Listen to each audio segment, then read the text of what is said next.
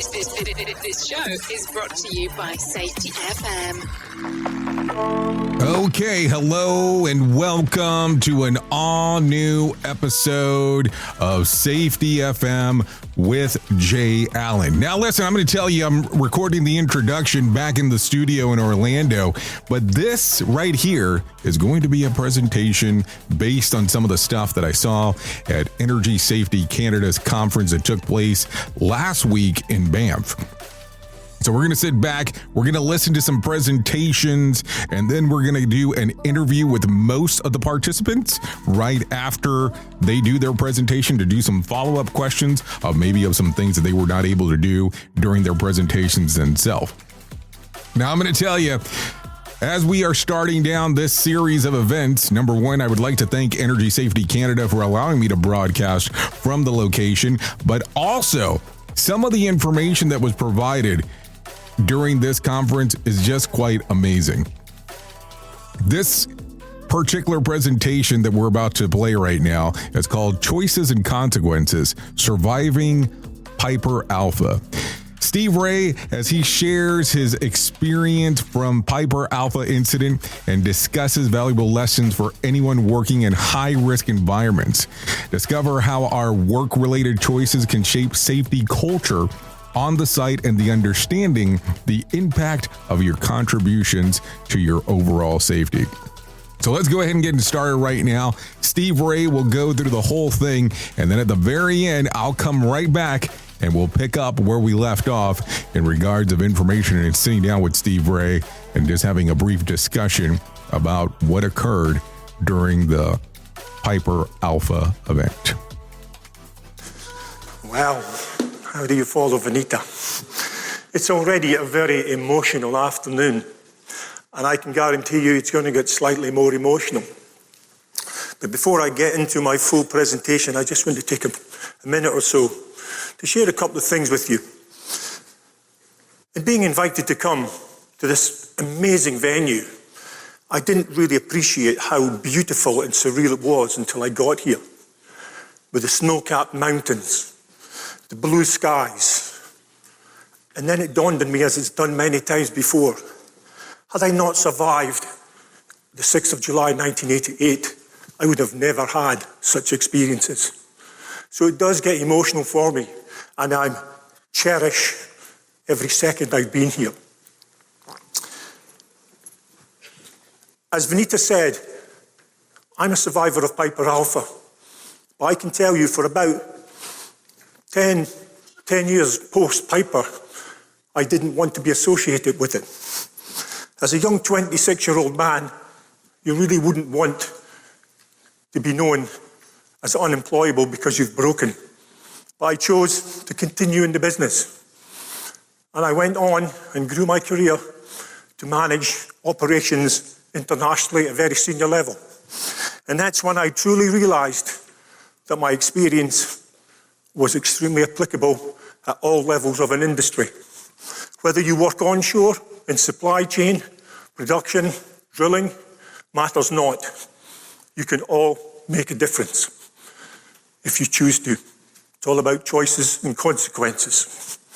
So I'm going to do a couple of small exercises because I've been sitting long enough. If you're 45 years of age and younger, please stand up.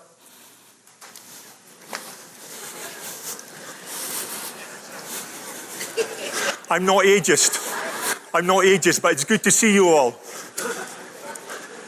The reason I do this is because you folks that are standing up now will not know Piper Alpha or anything of it firsthand. What you know, you would have read, Googled, or been told by a colleague. I will tell you a story about how it really was. And I know you will go home and share that story with your families. Now I want the remainder of you to stand up in the essence of equality. Please stand up if you can. I want you to take a brief look around you. Don't get to know the people beside you, just recognize their faces. It's important because we're all in a shared community. Right now we have created a culture in this room that will leave with it. And you will go into different cultures as you go back to your own networks, groups, places of life, etc. The next thing I'm going to ask you to do is, if you have a sticker, a small white sticker with a cross on it, on your seat, please remain standing. If you don't have a sticker, please sit down. And I know you're all thinking he's going to ask me questions. I'm not. I want you to appreciate how many people are not standing. Piper Alpha, in the space of 3.5 hours, as long as we will be in this room this afternoon, of the 100% of people, the 225 souls that went to work that day, only 27 would return home that next day. From a percentage perspective, that's as few people that are standing now against the whole backdrop of this room. Imagine, if you possibly can, losing those that are sitting down right now within 3.5 hours. Thank you. You may sit down.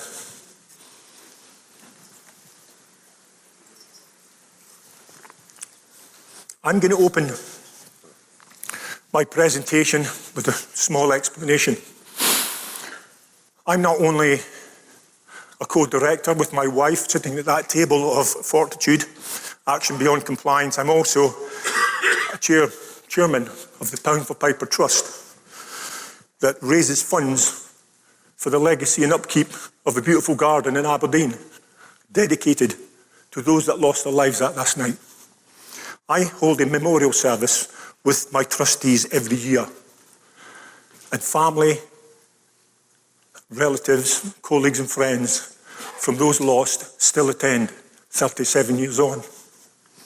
Grief never leaves us until we choose to leave. I want you to think about that as we go through my presentation. I want you to think about that as you look after one another at work and make conscious choices. I'm going to open properly now with a short video. Imagine, if you possibly can, being on board this installation, fighting for your life. I can tell you it's not a pleasant experience. Nimrod 01 to Maritime Rescue. Maritime Rescue to Nimrod 01. Go ahead, Nimrod. Overhead Piper Field platform now. What's the situation? It's an absolute bloody disaster. There's smoke and flames, huge flames. What's the platform status? Virtually nothing. Main platform structure not visible above the surface. We estimate flames to be 600 feet high. Repeat, please, Nimrod. You heard correctly. Flames estimated at 600 feet. Looks like a really big one.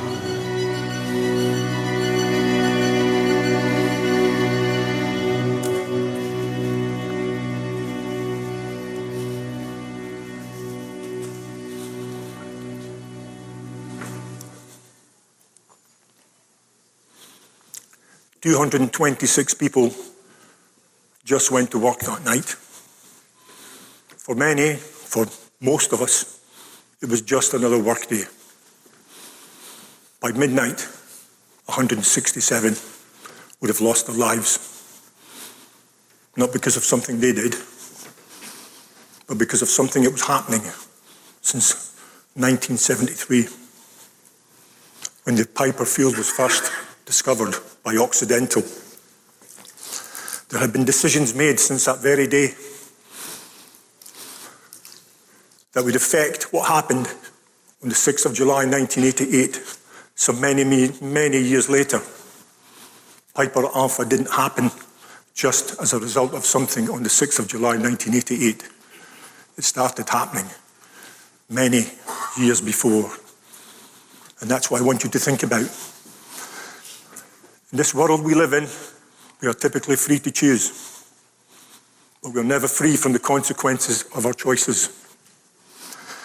And in particular, in work environments, we make choices every day, some under pressure, cost, time, schedule. Some because we just feel a bit complacent that day. Some because we have too many on our desks, or they are routine. They all have consequences. I want you to remember how you feel when you leave this room, when you make your next choice. You may make them differently. I'm also going to talk about 6 C's. And these 6 C's I came upon as a result of a significant research project. A research project into industrial accidents and incidents. These 6 C's you see on the slide were identified as causal factors that appeared after root cause analysis in most, if not all, the incidents that have ever occurred, whether they be minor, major, or catastrophic. Perhaps just one: communication, maybe change management. For the larger of these incidents and catastrophic disasters, there'll be a feeling in every one of these 6 C's. I made it my business to identify what good looked like, what it really looked like to manage those 6 C's in a manner that would honour their integrity. This is my text in the purple writing. Feel free to copy this or ask for a copy, you can have it. I would suggest that your safety culture, in your company, your work site, even on your shift, depends on how you manage these 6 C's. And they're not easy to manage. I will use them to demonstrate some of the things that went wrong and were causal in the Piper Alpha disaster for the first explosion and those that were catastrophic that followed. Please give them some thought and we will revisit them later on. I'm going to talk about my early years experience offshore. Because I can tell you, as a young boy in Aberdeen in the early 80s, late 70s, I was just so excited by what was going on in our town, in our city. I wanted to be part of it. I couldn't wait to get offshore. My colleagues, my friends were all the same. So as a young qualified technician, electrical technician, I decided to find work. I made a conscious choice. I gave up a well-paid staff job with all the benefits, the pension, the medical cover, and I took up a contracting job where I only got paid for the days I worked. Such was my desire to get offshore. I did so for about 5 years. There's a selection of installations that I visited during my time as a contractor, and those are not the only ones. I visited 25 approximately different installations in the space of 4 to 5 years, working as many days as they would allow me, making a significant amount of money for a young, driven individual. What that allowed me to have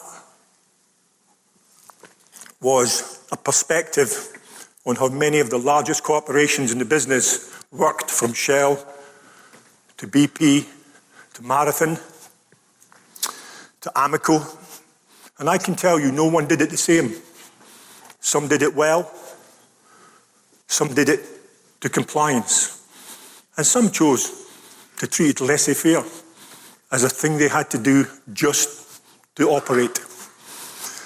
It left me with the feeling that if I was going to keep myself safe offshore, it mattered about what I did and what I thought, not the others. And I took that belief with me as I moved on through my career. And in 1985, I was offered a position on the North Alwyn, one of the larger installations in the North Sea. It was brand new.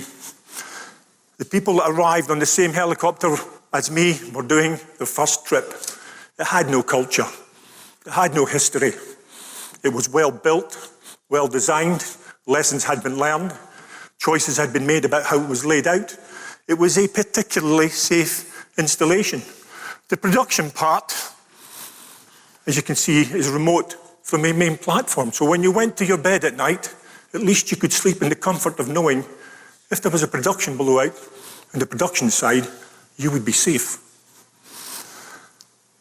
I was told when I moved on to the drilling side of the business on Alwyn, I could be there for 30 years. It could be my job for my working life. I would never be a staff person. because they were always going to employ contractors on the drilling side. I had a conscious choice to make because I had my girlfriend at the time and myself had become pregnant. We had responsibilities. We couldn't ski and play golf and drink all day anymore. So we had some conscious choices to make. I chose to leave this 30-year promise. I made that conscious decision. I took a staff position with one of the best contractors in the North Sea at the time, a company called Borden Drilling. They had operations in Canada, Australia. They were a great company. The choice I made was conscious. The consequences were pretty good.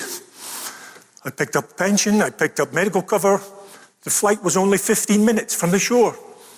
I had reduced my biggest exposure considerably because I always saw flying as my biggest exposure. The downside was it was pretty rickety. I could live with that. I had most of the things I wanted. They promised me 12 months at least on Beatrice Alpha. That was in January. Come April, I was transferred. I was transferred to Piper Alpha April the same year. And I wasn't asked. I was now staff. I went where I was told. And I thought to myself, hey, can Piper be that different? It's just another installation. I'd never heard of it. I'd never visited it. How could it be that different? Let me assure you, I didn't have to be there long to know how different it was. There was a toxic culture. There were so many people on board doing so many different activities, from construction to drilling to diving to maintenance. It was a project. None of the crews really mixed. I was lucky I was part of a really tight drilling crew. We looked after one another. We did well. More importantly, we kept our heads down because we knew if we didn't, we would go. We would be let go because Occidental were pretty ruthless in how they managed their installation. That was Piper Alpha. Let me give you a brief history for those young sub-40 people. Occidental were going bankrupt. They had spent a huge amount of money in the North Sea and found not a drop of oil. With the second last well, they struck one of the biggest fields the North Sea will ever see, the Piper Field. 3 years later, just 3 years later, they had designed, constructed, and installed an offshore platform. We wouldn't get it off the drawing board in 3 years nowadays, but that's okay because we're doing it right. Occidental had cut some corners. They had used some second-hand equipment, some equipment that we wouldn't tolerate, but that was back in the day. So 2 years after it started producing, it was now the most productive platform this world had ever seen. It was producing 320,000 barrels of oil every single day. That is an enormous amount of production. It was confirmed as the most productive platform in the world. As it moved on, like most platforms do, production started to drop away. So they asked to make some modifications. They asked the UK government if they could make some modifications. In 1978, they asked if they could bring in some more wells. They had designed an oil production platform. They did not produce gas at all. And the UK government said, we'll allow you to take in more oil wells, but you will have to start pumping your gas ashore. You can't flare it any longer. So they had to become not only an oil production platform, but a gas production platform. They had to find space for gas processing facilities. There wasn't any space. They removed a rig, they removed some modules, and they shoehorned, if I can, right in that middle part, they shoehorned a gas production process into the heart of that installation. They had some conscious choices to make. One was, do they replace the firewall with a blast wall? Because oil burns and gas explodes. That choice, a conscious choice, was that the firewall would do. They didn't need a blast wall. Very poor decision that would prove wrong. Anyway, moving forward, once they'd made the changes, Piper was now not only still producing 145,000 barrels of liquids every day, it was now producing 94 million standard cubic feet of gas. Gas that had never been planned for. Gas that was highly explosive. This is how Piper was connected. Initially, it was an oil line all the way to Flota in the island north of Scotland. 30-inch line, pumping all that oil. As they installed additional facilities, they hooked into the same line. And eventually, the blue lines were the gas lines. Not only was Piper producing its own gas, it was the pumping station for Tartan and Claymore. A facility that had never been planned. I show you this slide because I want you to think about the availability of hydrocarbons to Piper should anything go wrong. Significant. I've set the scene. I want to take you to my last day on Piper Alpha. I arrived at the heliport in the outskirts of Aberdeen City to board a helicopter with 16 of my crew, my buddies. It was just another crew change day. We boarded the helicopter and we flew the hour and 20 minutes out to Piper Alpha. We boarded, disembarked the helicopter on that very heliport, and we went down for our induction to be issued with our cabins where we would sleep for 2 weeks and to be told the priorities of what was going on in that installation that day. In fact, while we'd been away. Except on that day, we didn't really receive a safety induction. Occidental believed that if you'd been on Piper before and were core crew, you knew what you had to do. You knew where the safety facilities were. You knew how to muster. So they didn't do a safety induction. We were not told any of the activities that were going on that day, in particular the high potential activities. And the saddest part about all that induction, none of the 17 of us who had arrived on that day lifted our hands, asked the question. We were as implicit on what was going on in Piper and the culture as everyone else. We chose to go about our business without challenging the way it was. I was going on night shift. I went to my bed. But just before going to bed, I recognized by the change in sound, the Piper was flaring an enormous amount of gas. The whole platform was shaking. It was vibrating. And you would think that would be an alarm for you. This young individual chose to do nothing. It was not his business. I was in the business of looking after the drilling rig. Production wasn't my deal. I went to bed and I slept for a few hours. I got up around 5 p.m, had a bite to eat, and I went down to the maintenance office, which was just, you can see I'm shaking here, just in that area there. And waiting for me in that maintenance office was Robert McCall, my relief, Douglas Finlay, our mechanic, and Sidney McBoyle, who I'd worked with before on another installation, who was the assistant mechanic. They were waiting for us night shift guys. We came in, it was our first shift.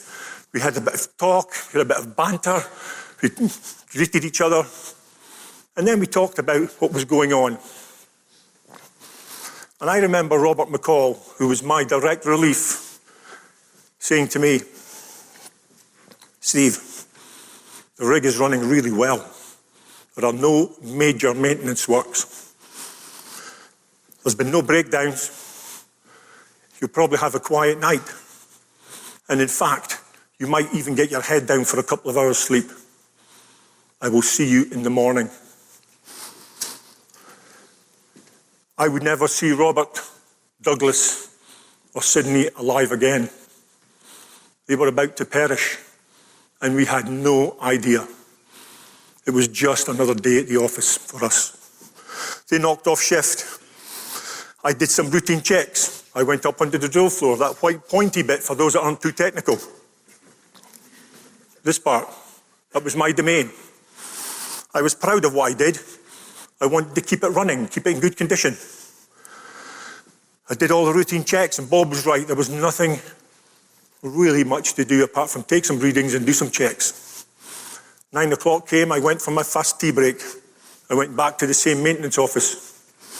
I met with Ian Piper and John Goldthorpe, the other two members of the night shift maintenance crew on the drilling side. We talked about our time at home. We'd all came home that day. We'd all came on board that day. We shared some stories. We talked about our families. I talked about how scared I was about being a parent. All good fun. And we made an agreement that we would meet at midnight for our first evening meal on the rig. We stood up to go back to our business, and little did I know I would never see Ian or John alive again. Within an hour, they would be fighting for their lives just as I would be, and we had no idea. I returned to the drill floor. I was working in a small space at the rear of the drill floor on the drilling facility with a couple of vendors when the first explosion happened.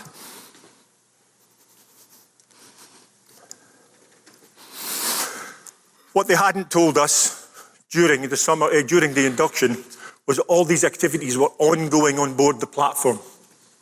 In effect, the platform was going through the summer shutdown. Some of these tasks, for those that may not be too technical, are huge. They are significant. To be doing all these at the same time is only possible during a summer shutdown. I'm going to focus on two of these activities. The diving operations, believe it or not, and also the recertification campaign for the pressure relief valves. Not particularly the most dangerous of activities, but the most significant. And the interesting thing about that, it says it was a summer shutdown work scope. The platform crew had doubled in size. Half of them were living on a hotel, floating by, and they would be transferred every day. So as you can see, a significant scope of work. Except this year, Occidental had chosen not to shut down production. They had decided, consciously making a choice, to continue production while doing the summer shutdown, something they had not done in years. It meant there was an increase in opportunities for loss of containment. There was a huge increase in sources of ignition. There was a huge increase of people on board who didn't know the platform, competence. And there was communication issues between all these varying different scopes.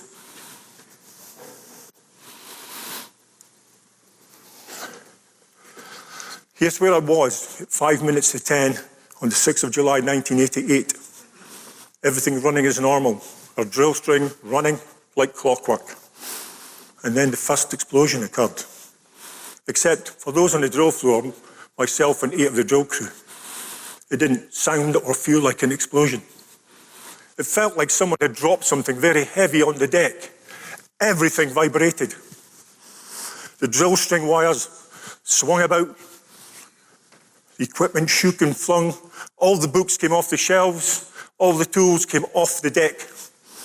And there was an eerie cloud of about 18 inches of dust coming out of the mats in the switch room.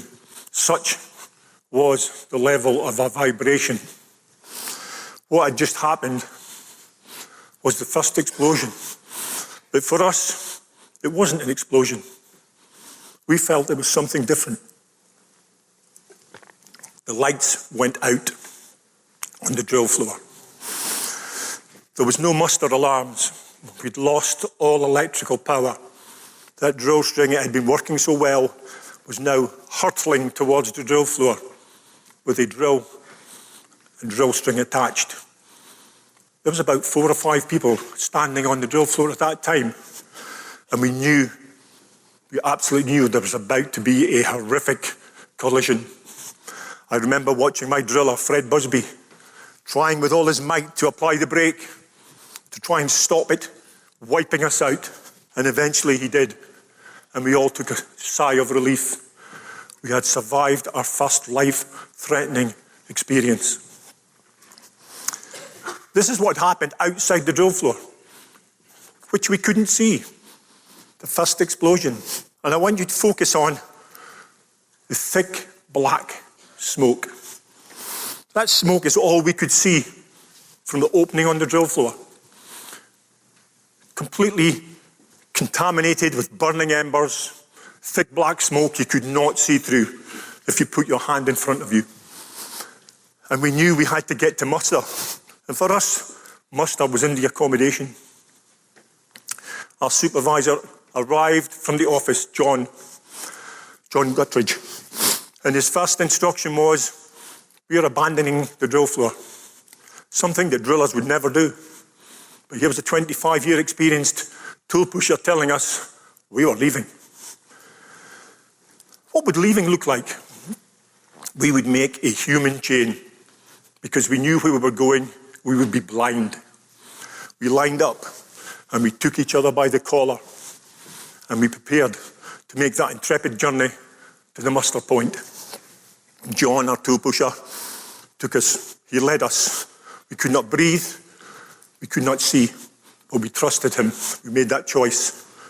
And as we approached the accommodation, the main door into the accommodation, we were all standing in a line. I was at the back. I'm tall. I could see the door just through the smoke. And that door was swinging wide open. All that smoke you see and burning embers was already flowing into the accommodation, our safe haven. It was compromised. That door had been in a state of disrepair since I first arrived on Piper in April. I, as well as everyone else on board that installation, had accepted that was the way it was, and accepted it made little difference. It was now being asked to do its job and was unable to do so. I couldn't bring myself to go inside the accommodation. I just couldn't bring myself to walk into that smoke-filled corridor. And I let go my colleague in front of me. And I watched as they all disappeared into the smoke. And I stood there thinking, I'm alone. I have no backup plan. I don't know Piper that well. What am I going to do? We'll come back to that in a minute. This was our intrepid journey. I'll show you our intrepid journey in a minute. But let's talk about what caused that first explosion. Commitment, one of the first and most important C's that we must all practice. Yet onshore management and offshore management had decided to continue production during a shutdown for all the summer shutdown activities. A complete failure of management, complete failure in commitment, a conscious choice. Secondly, no one on that installation really knew the permit to work system. They had a full suite of documents, training manuals. Nobody used them. They had, over time, been replaced by an informal process of control of work that had passed audit because audit had become complacent, and those doing the auditing were responsible for running the permit to work system. There was no real permit to work system. It was all about verbal exchanges, competence. There were two scopes of work, as I told you about. One for a relief valve, and there would be one for a pump, for pumping, let's call it antifreeze into the pipe to stop ice forming. They were both on the same pipeline. No reference, cross-reference for either activity on the permit.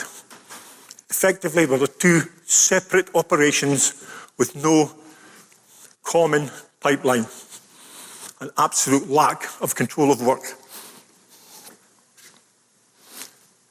When they removed the relief valve, they had done so of about 150 over the last 4 weeks.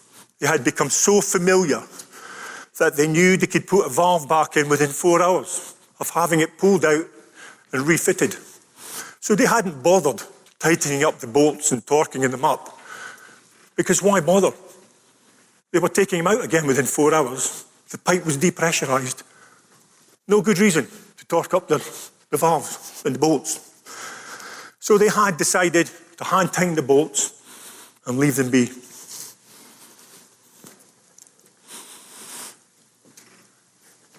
They didn't reinstall that valve within 4 hours that day. In fact, they didn't reinstall the valve any time that day. It was left out overnight. And because the permit to work system was so shoddy, they didn't communicate to anyone. As far as everyone else was concerned, that valve had went back in within 4 hours, but no one really knew. Communication failure. And as the standby pump, which was running, because pump A was being maintained, the standby pump failed, and they knew if they didn't get the pump back up and running, production would shut down. And production was king on Piper Alpha. The control room operators tried their best. They got to within 10 minutes of platform shutdown and decided, we have to start up the pump. It's shut down for maintenance. We haven't started the maintenance yet. They checked. They removed the lock off. They kicked in the pump, and the gas eventually reached the pipe and started escaping under pressure. 36 kilograms of gas escaped that night. That's all. That's not much. It's probably as much as you have at home for your barbecue or your motor trailer. Not a lot of gas. But it absolutely destroyed the guts of the platform. Go back to here. As I said, we were now standing at the accommodation. I had made my way across. We had believed that the helideck would be our primary means of escape. I could tell you there was no helicopter landing on there that night. Look at the smoke. Our secondary means of escape would be the lifeboats. The explosion had come up the back of the platform and completely ruined and destroyed 2 of the lifeboats. There would be no access or use of lifeboats that day, but we were still heading to them. Our journey took us along this route. Through the inferno that was Piper Alpha. I eventually decided I couldn't go in the accommodation. And believe it or not, the only thing I could think to do was to go back to where I came from. Running through the burning decks, the toxic smoke, unable to breathe, in a state of panic. I arrived back on the drill floor, which was relatively clear because it was completely enclosed. And I had no backup plan.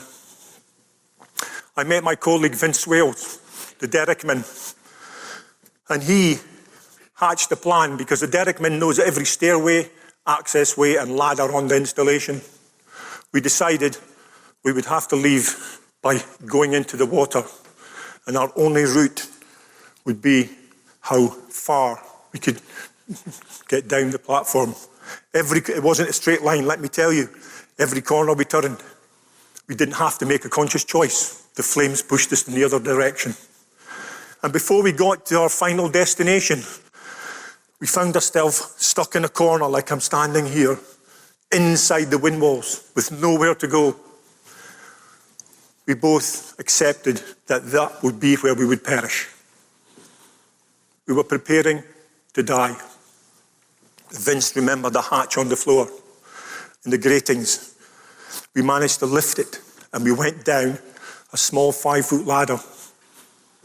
And lo and behold, we were out in the open, 70 feet above the water. Not much choices left. Plenty consequences. But we had dodged another bullet. Vince was somewhat animated. I was a bit more calm because I didn't want to go in the water. I just kept thinking there must be another way. There was a further explosion. I turned round and Vince was gone. I didn't know if he'd been blown off or he'd jumped or whatever. He was just gone. As I stood there thinking, it's my turn. I put my hard hat down on the gratings.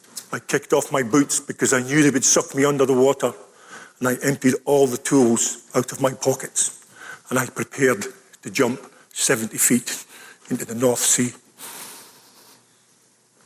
I did so, and I can tell you, it took seconds to hit the water. And immediately you feel the pressure on your chest as you go deep from your 70 feet plunge.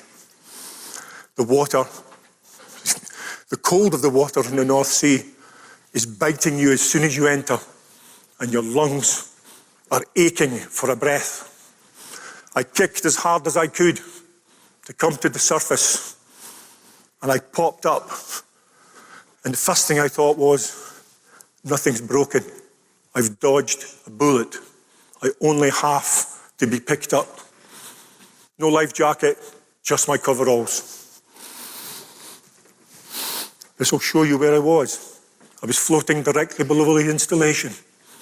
And as I was gathering my breath, getting my breath back, there was a further huge explosion. A massive explosion. The tartan riser, that 18-inch pipe full of gas, had just had a full rupture at the 70-foot level. It was releasing 3 tons of gas every second.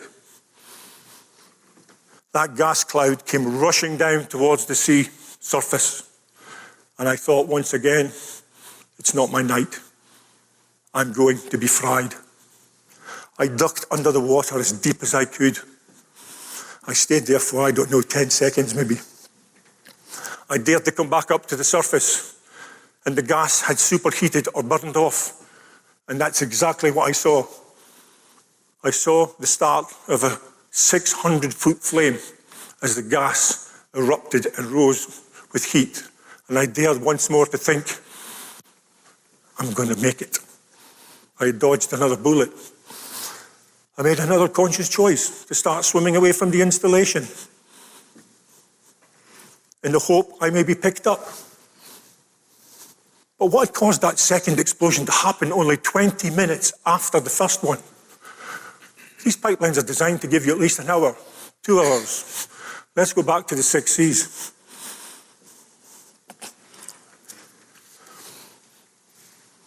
This is where that decision in '78 had proven to be a mistake. Management's commitment back in '78 to leave the firewall in had been absolutely fundamental to the second explosion. The first explosion, because it had no blast wall, had completely destroyed the firewall. It had turned it into projectiles. And those projectiles, under pressure of an explosion, had ruptured many small pipelines, broken off instruments, destroyed control panels, and just created chaos down below the decks. And now oil was escaping all over the place. All the emergency response systems had been destroyed. There was nothing to stop the escalation of the fire. I talked about the divers. How could they possibly be anything to do with the escalation when they work under the water? The divers had been on Piper, period, for all the summertime every year for about 10 years because the jacket was so poorly constructed. They were making essential repairs, but they could only do so during the night. They had a huge dive spread, dive bell, decompression chamber, workshop, office, all temporarily placed on the lower deck. That temporary placement had become permanent, and they'd asked for a rubber mat about the size of this stage to be placed down across the gratings, so they didn't have the uncomfortable walking on the grating in the rubber foot suits to avoid slipping. They had put occupational safety ahead of process safety. That mat was now acting as a gathering and containment area for all the escaping oil. That mat was directly below the tartan riser. Effectively, there was a pool fire superheating the pipeline that was under pressure and caused the rupture. Competence. Believe it or not, the fire pumps were turned to manual every summer evening for half the day. The OIM, the installation manager, had agreed to do so because he felt that if the pumps were to start automatically, it may compromise the diver's safety. Makes sense. Except if you think about process safety and you put your fire pumps on manual for half your day shift when most people are in their beds, it's a failed decision. As a result of the first explosion, you could not access the fire pumps. So on that night, not one drop of firewater or deluge fell on Piper Alpha because the pumps would never start. Communication. Despite being able to see Piper Alpha was in severe distress, you could see the flames for 30 miles away. The OIMs on Tartan and Claymore continued to pump oil and gas into their pipelines because they were waiting to be told to stop. It gets me to a point about stop intervention and control of work. You must ensure that all your people on your installations and your work sites understand they have the power to shut down if they feel that they are compromised. On Piper, because they had suffered earlier explosions, etc., they had developed a feeling of, it'll never happen on here. We have recovered from explosions. We've recovered from fires. We're resilient. We were all complacent, including myself. And lastly, to stop production, to still be pressurizing these pipes when you know there's a hydrocarbon release of significance elsewhere, has to be a huge failure in judgment. I am now swimming away on my best as I can to be picked up by a supply ship. That supply ship had seen us jump, but we didn't appreciate it. And if you can imagine looking up as you're trying to swim away on the surface of the sea and you see a towering vessel in front of you, you think you're done. This is your last opportunity and you're going under. Once again, I was faced with the fact or the thought that I'm going to die tonight, but this time it's going to be under the vessel. Thankfully, they had seen us jump and they were effecting a rescue. They came alongside. How did that rescue look? I had hypothermia. I was in the North Sea. They threw me a rope and asked me to hold on to it. I could barely stop shaking. I had no control. They tried a couple of times and eventually I wrapped the rope around my waist and I held my arms tight and they dragged me out of the water. And I was violently shaking with the cold, hypothermia. The crew immediately dragged me down below deck, stripped off my coveralls. They were heading me into the showers to try and warm up. And I saw the most perfect sight of a naked man standing in the showers. Vince had been survived. He'd been rescued. We stood in that showers, cuddling like two children. We did so for 15 seconds, no longer. Honestly. And what I won't tell you, well, I will share with you, Vince is about 5 foot nothing. And I'm 6 foot 2. Those pictures would have been gold. Anyway, I get dried and I go up onto the ship's bridge.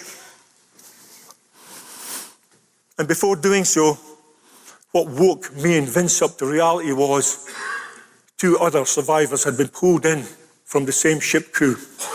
They were less fortunate than Vince and I. They had horrific burns, broken bones, things that were life-changing. You could hear them bawling and squealing, and those noises will stay with me forever. I went up onto the bridge of the ship. I asked to make a phone call. I wanted to tell my next of kin that I was coming home because I knew many would not be. The skipper of the ship wasn't too keen on letting me use the phone. He was too busy. But eventually he did. I made that phone call to my mother, of all people. That's a different story. She never talked about that, God bless her. I put down the phone on the bridge and I turned around, and this is what I saw. The third explosion, another 18-inch pipeline exploding, full rupture. The heat was so intense from the blast that the paint peeled off the bulkheads on that vessel some 250 metres away.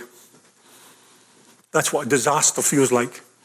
That's why we have to do what we have to do, because it's important that we don't compromise. I'm going to go back to that slide right now because this is a short video. It's about 2 minutes long. It's about the human cost of Piper Alpha. I want you to take note of some of these things. Take note of those that escaped, what they had to do. And I would wish that none of you have to experience the same.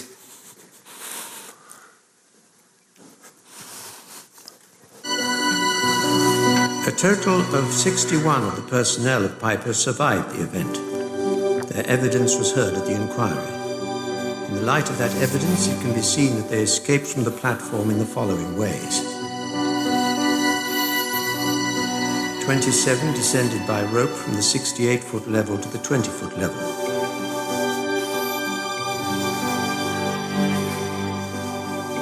7 climbed down a rope or hose from the 68-foot level or a navigation platform below it and dropped into the sea. 5 jumped off the 68-foot level or the platform just below. 1 jumped off a roof beside the drilling derrick. 15 jumped off at the level of the pipe deck, 131 feet. And 5 jumped off at the level of the heli deck, 175 feet.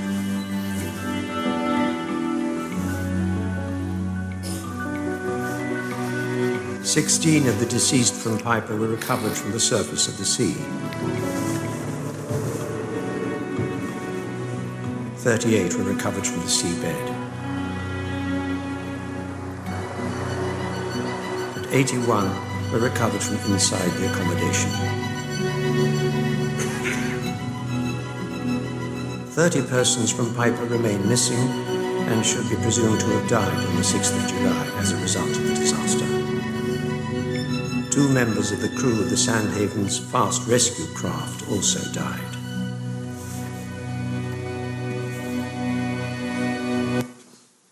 Think of the ripple effect of 167 deaths.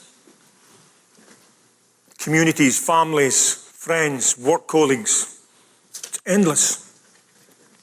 All grieving. And remember what I said, grief never leaves us. We learn to live with it, or it breaks us till we go. Every one of those 167 lives were as tragic as the other. I often think about the 81 in the accommodation. They went to where they were told to go. They were relying on the systems to keep them safe and to allow them to escape. Except on Piper, that was never going to happen. The installation manager, who sadly lost his life as well, was completely overwhelmed by the situation. It's not because he wasn't trained or hadn't attended the courses, but it's not about training, let me tell you that. So if you're selling training at the trades sessions across there, start talking about assurance, competence assurance. Because on Piper, everybody had the right tickets. They had the right training courses, qualifications. But when it came to emergency preparedness, they never practiced. They did not practice. If you were going to do a drill on Piper Alpha, or a muster, it would be on a Sunday at 4 o'clock if the weather was reasonable. Does that prepare you for a disaster or an incident? I can assure you it does not. So start talking about assurance and not training. Competence assurance is one of the most important things you can ever do for people that work in dangerous situations. Those 81 did as was told. The vast majority of the people that died, the 167 that died, only a few died of burns. Most of them died of smoke inhalation or heat stress. I tell you that because if your accommodation is supposed to be your safe haven and the doors don't close properly and your deluge doesn't work and you have no assurance around your escape systems, you will fail. This was all that was left in the morning. In fact, it was like this by midnight. 2/3 of that installation had melted into the sea. The only part that remained above was the drilling module, the wellhead module. And why? Because the cement in the wells had made it all that more strong. That installation would have still been standing today, quite safely. 36 cement conductors is a lot of support. But Occidental wanted to have it removed from site. It was a scab on the company. So as soon as the accommodation module was retrieved in October that year, they toppled the installation and made it all disappear so they could build a replacement 1 mile away. And they did so within 5 years, Piper B. I'm not going to do this slide today because it's for a different audience, but it's about the iceberg of ignorance when you don't communicate or you don't understand how to communicate properly as an organisation. It's for another day. In my I'm going to play this video as we move towards the close. The Piper Alpha was such a huge disaster, it was subject to a public inquiry. The head of the public inquiry, Lord Cullen, did a fantastic job. He highlighted 103 recommendations that were completely accepted by many, many governments and industries. I believe Canada accepted many of them. This next video, again a short video, is Lord Cullen giving his professional opinion on the commitment of Occidental management. In my considered opinion, Occidental can have been in no doubt as to the grave consequences for the platform and its personnel in the event of a prolonged high-pressure gas fire. A memo dated the 18th of March 1988 stated that structural integrity could be lost within 10 to 15 minutes if a fire was fed from a large pressurized hydrocarbon inventory. A property loss prevention report to Occidental dated the 14th of October 1986 commented on the pipelines to and from the platform. Further, in 1987, Occidental's Loss Prevention Department prepared a preliminary report which described various scenarios which could weaken the platform's structural steel support members and the means of firefighting in each case. One of these was an oil or gas riser rupture.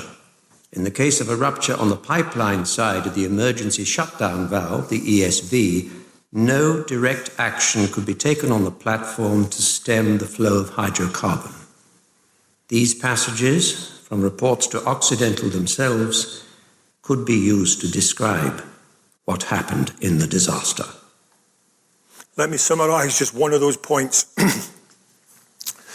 Occidental had pre-warning in the late 80s about how vulnerable their installation was. They had commissioned their own internal loss adjusters to go and visit the installation to prepare a report on its vulnerability. There was a young graduate engineer involved. He prepared and compiled a meticulous report that Lord Cullen refers to. He submitted it to management onshore. They commended him for his efforts. It was a very insightful report. But they also said, yeah, it's a great report, but he really doesn't know how it is on Piper. He's a young engineer. He knows what he sees, but not how it operates. He's seen it worst case scenario, and they chose to do nothing. Months later, what that young engineer had written in his report is exactly what happened on the night of the 6th of July, 1988. They lost a main production line, and it all came home to haunt them. So my message to you is, if you have new people to your installation or to your workplace, or you have young people graduating up, if they're courageous enough to ask you questions and to challenge the status quo, please don't dismiss them. Take what they say as an opportunity to learn. Be gracious, thank them for it, because that's how they'll ask more questions, if they're met with a warm and welcoming response. If you shout them down, dismiss them, their heads will be down. You have lost opportunities to learn. This is just a summary. I've used these 6 C's to demonstrate what happened on the 6th of July, 1988. I really don't want you to waste this opportunity. This is not intended to replace any of your management systems or your protocols. It's intended to sit above it all. It's a mindset. It's a cultural building block. Feel free to use it. I certainly did as a senior manager. And it all gets back to this. You're free to choose, but you're never free from the consequences of your choices. Remember that when you leave this wonderful conference. If you take nothing else away, take away the fact that your choices can affect the livelihoods and lives of others. I encourage you to make your choices that the lives of your loved ones, your children, your family, and your colleagues depend upon them, and you will make them differently. I thank you for your time. We can go to Q&A. Thank you.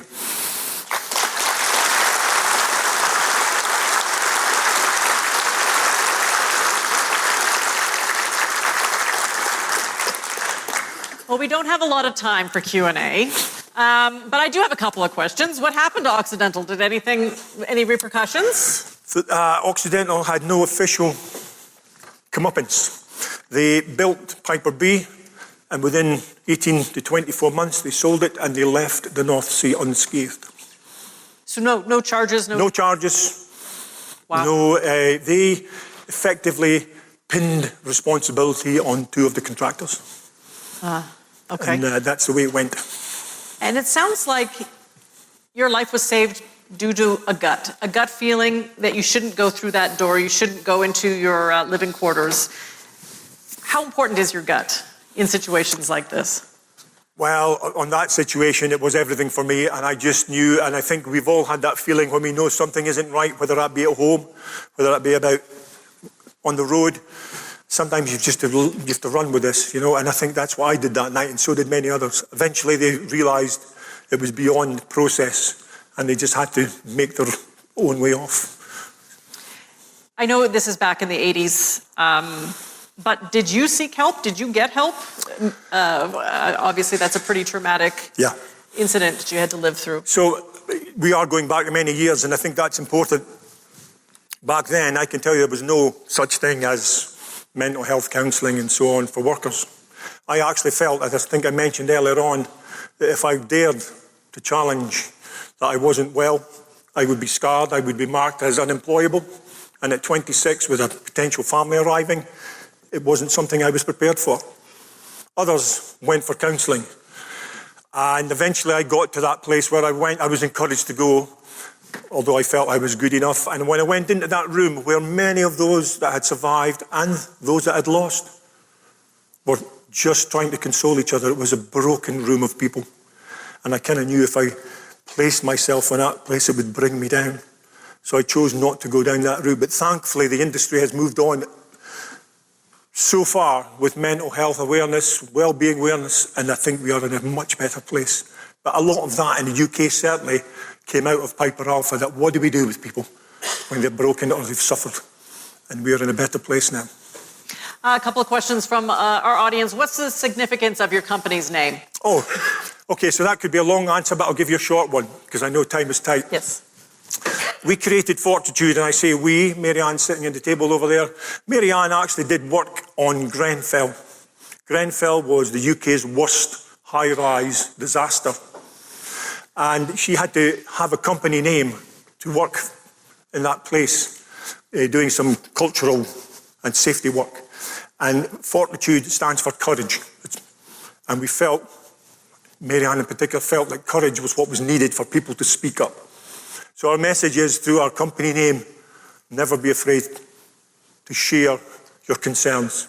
And the action beyond compliance part quickly is, if you think your regulator, regardless of the country you're in, sets you regulations to keep you safe, don't go there. They set you a very low bar because it has to meet many people's needs. Action beyond compliance is what you should always strive for. If you aim for above compliance, you will comply more often than you do right now. And that's where Fortitude Action of Beyond Compliance came from. All right, let's go with the last question. The one that has been voted on the most it keeps changing. Was an ESD available that would have shut down the entire platform? The control room where the ESD was, all the emergency shutdowns, that's what ESD is, was completely compromised in the first explosion. They lost all functionality and had no means to shut down the installation. They pressed the button, clearly it didn't work, but it's because the control room was completely lost in the first explosion. Thanks, Steve. That's all right. Thank you very much for your time. Yeah.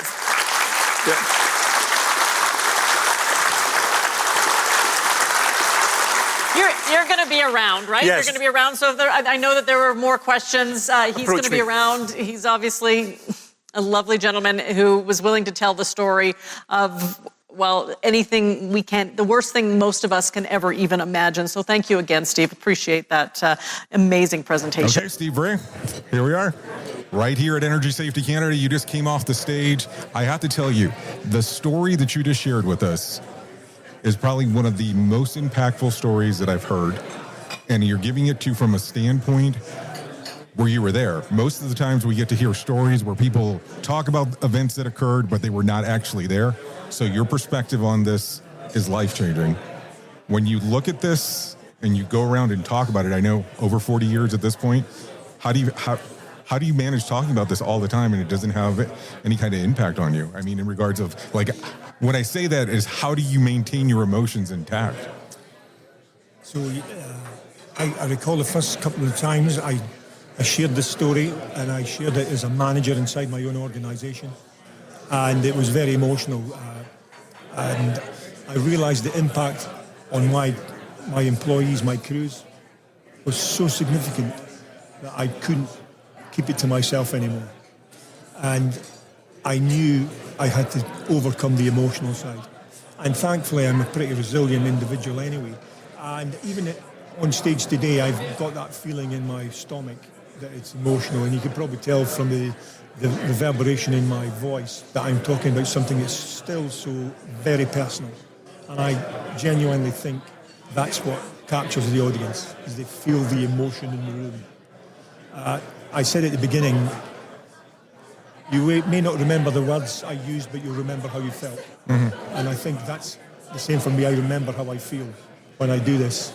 And when I retired a few years ago, I didn't think I would do this anymore. But then I realised it's my why. I do this because people take something away from it. But the way that you go through the journey, I mean, it's step by step of exactly what occurred. And for you to be able to maintain to manage your emotions is really what it is in regards to what you're going through. Do you feel like when you're going through these stories, you're reliving that experience every single time? Because it's you have a memory, but it's so graphic and vivid because you were there during the event itself. Yeah, those memories I talk about, those situations I found myself in, are still very vivid. And I think that's what allows me to be so personal in sharing it. And it depends. Sometimes I'm in the room. I do this offshore to much smaller crews. And you'll see grown men like myself breaking down, and that's what really gets me, because men are men and they're not very good with the feelings. Mm-hmm. But when they hear a story such as this, it just captures them. And it's a bit like that for myself, because my mother said to me once, "How can you talk about that?" She couldn't talk about it today, but I think that's something I have to get through if I want to continue to share this. And why do I want to share it? Because I think it makes a difference. It's about influence. So let me ask a strange question. This is the second time you referenced your mother in the last hour, so I have to ask the question. Will you tell us what your mom said on the phone call? Yeah, well, I'll give you an abridged version of it. So I'd been away from home. I'm living in my own apartment in the city centre for 5 years, pre-Piper. And my mother brought myself and my 4 siblings up. My father died very suddenly at 42 years of age. So my mother brought up the 5 of us from a very young age. And she had the resilience that was incredible. And I knew when I was on that ship getting ready to make a phone call, whoever I chose to phone had to be the right person. I could have phoned my girlfriend or my brother. And I thought, no, I'll get my mother. But the significance of that is, since my father died in 76, I think it was, my mother had taken 2 sleeping tablets every night and a cup of cocoa at 9 o'clock, and she was gone till 8 o'clock the next morning. I knew I was calling her at almost 11 o'clock in the evening. And she picked the phone up. And I said, hello, Mum, it's Steve. And she said, no, if you want to speak to Steve, call back in 2 weeks' time because he's not here. And I said, no, Mum, it's actually Steve, it's on the phone. She said, well, why are you calling me? You're at your work. And I said, Mum, get out of bed, put your gown on, go downstairs, make yourself a cup of tea, and put the TV news on. And just let the family know I'm coming home tomorrow. And I put the phone down. That was the end of the conversation. And the part I usually tell is my mother never talked about that till the day she parted, which was a few years ago now. And I think it's because it was just so emotionally charged. But I knew she was the right person to tell. Because if I told my girlfriend, she would have broken down. If I told my brother, he would have had to tell everyone else. So I felt, and I still do, it was a heavy burden to give my mother. But at least it was happy news. Does that make sense? Yeah, it makes sense. And of course, for just perspective purposes, people need to understand at this time, there is no cell phone, so it's not like you could have just called randomly at any particular point. Now, there was a few questions that you weren't able to get into because we had some time limitations inside of there. So I wanted to address some of them if you're okay with it. It says, this was an incredible, inspiring presentation. Thank you. How would you recommend that we make the same impact on our leaders to adjust the culture? So what I've learned through my time as a senior executive, and I've headed up trades associations and all that good stuff, is leaders need to be someone you can relate to, someone who you can talk to and share anything with. But most importantly, leaders have to be able to be humble. And the other thing I say is, if you're in a leadership position in this business, you all have had a story to tell, not maybe as dramatic as mine. Show your vulnerability. Engage your folks in language that they understand. Let them know you're a person and you've got their back. And you can only do so by showing your vulnerability. And I think by doing what I do, I'm exposing vulnerability that is obvious on the stage. But I've done this internally, and people, when I started doing that, I would go back out to visit an installation where I had folks on board, and they were so welcoming. They would come and go, Steve, let me come and show you this, let me do that. And I think that's what leadership has to be. It hasn't to be something that sits at the top. It has to be at a level where you can communicate through your entire organisation in the language they want to use. So when you look back at some of this stuff and you've seen how things have changed over the years, are we having the correct safety culture now? Are we going in the right direction? Or do you look at this and go, we're still kind of stagnant, we're just branding it differently? So and I'm going to make specific reference to the UK North Sea area. We have been on a journey in the last 2.5 years. I headed up step change in safety for 4 years before I retired. And we were on a journey to improve leadership skills and process safety. And we've created some very strong curriculums around exposing leaders to very challenging, because some leaders have the finance background, but they'll not understand the operation. Right. And what we've been successful in doing is integrating some really high impact training around process safety. And that's what you need to think about. Process safety is the thing, it really does have high impact.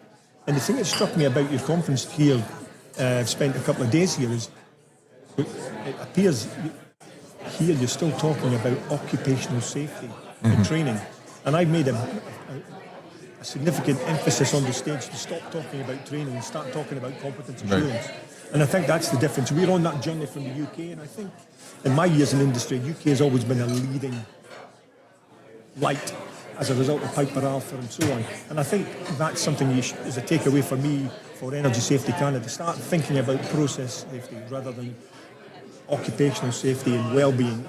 Process safety is so important, and we don't do enough at managing our leadership's abilities around how they communicate around process safety or understand it. And I think that's a huge learning for you guys here.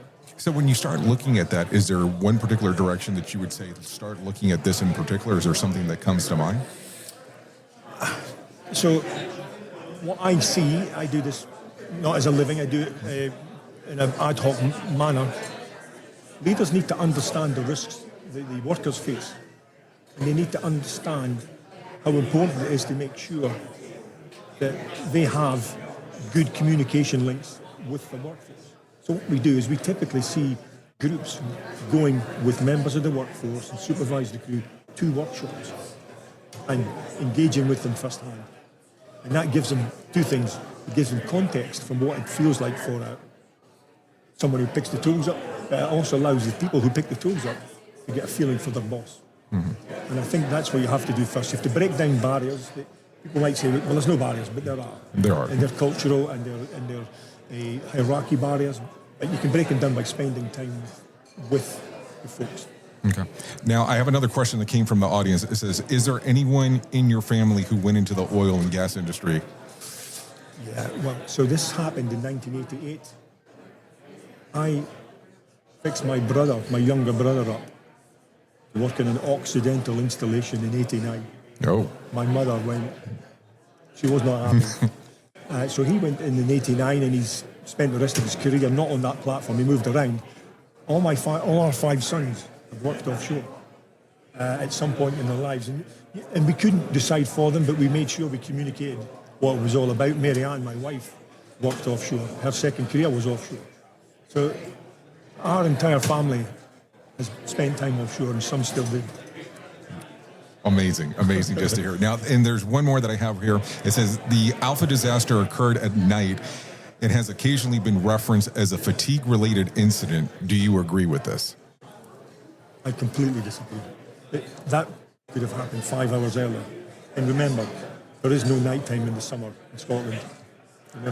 Very good point. Now, there was a reference during the presentation that you talked about the person that had done portion of the reporting that was there, that you had said that they said, ignore what he had to say. And then there was a reference there that he said that it was going to take 10 to 12 minutes for the structure to start collapsing. Is that almost in real time how it occurred while you were there? I remember, I recall when I'd recovered most of my cognitive skills. Mm-hmm. I was transferred onto a standby vessel, Tharos.